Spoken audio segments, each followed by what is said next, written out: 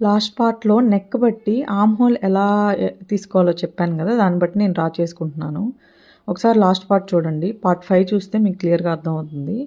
ఇప్పుడు నెక్స్ట్ అయితే నేను మెజర్ చేసుకుంటున్నాను అనమాట. మామూలుగా మనం బాడీ మెజర్‌మెంట్స్ కానీ, బ్లౌజ్ మెజర్‌మెంట్స్ కానీ తీసుకున్నప్పుడు 18 వచ్చిందనమాట ఆర్మ్ హోల్ రౌండ్. ఇక్కడ నేను డ్రాఫ్ట్ చేసుకున్నది అలా కరెక్ట్‌గా వచ్చిందో రాలేదో చూసుకుంటున్నాను. నాకైతే 8.5 వచ్చింది. సో, ఇప్పుడు దీన్ని పెంచుకోవాలనమాట. 9కి పెంచుకోవాలి. దానికి నేనేం చేశానంటే ఇంతకుముందు 6 పెట్టుకున్నది ఇప్పుడు 6.5 పెట్టి స్ట్రెయిట్‌గా లైన్ గీసుకుంటున్నాను.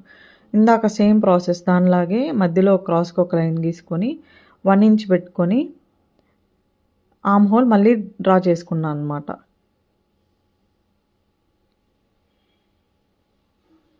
ఇప్పుడు మళ్ళీ మెజర్ చేసుకొని చూసుకుంటున్నాను.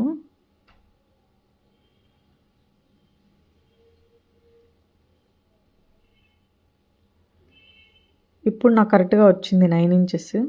18 కాబట్టి హాఫ్ 9 వచ్చిందనమాట. 6.5కి సెట్ అయింది. అలాగే మీకు తక్కువ కావాలంటే ఒక హాఫ్ ఇంచ్, పావు ఇంచ్ పైకి పెట్టుకొని సేమ్ ఇదే ప్రాసెస్ చేసుకోవాలి. నెక్ వచ్చేసి క్రాస్ తీసుకున్నాను. నెక్ దగ్గర.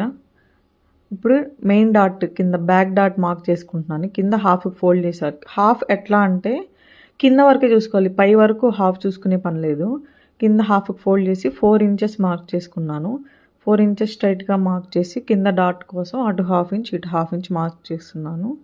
ఇప్పుడు దీన్ని స్ట్రైట్ లైన్‌కి క్రాస్‌గా కలిపేసుకుంటున్నాను అనమాట. బ్యాక్ పార్ట్ అయిపోయింది దీంతో.